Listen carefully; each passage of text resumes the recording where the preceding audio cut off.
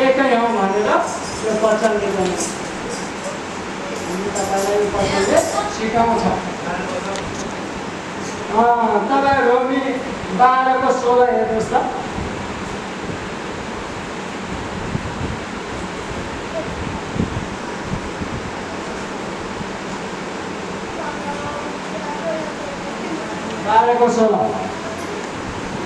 के भन्छ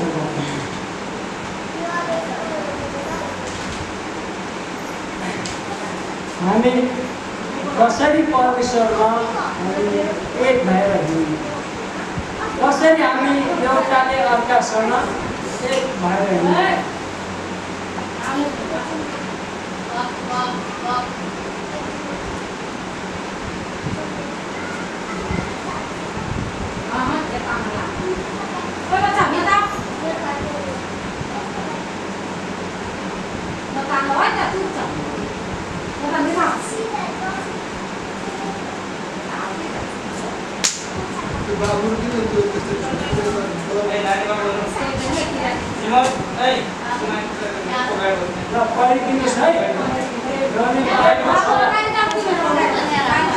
हामी एकअर्कासँग कसरी जुडेर हिँड्ने भन्ने विषयमा त्यहाँ हामी हेर्छौँ।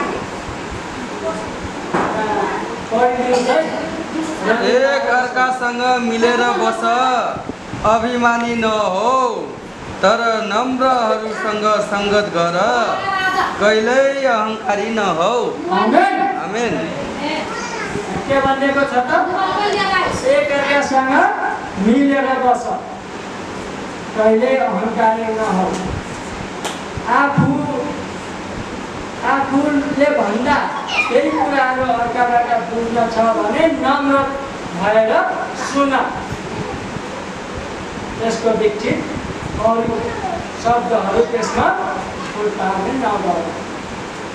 अर्थात् आज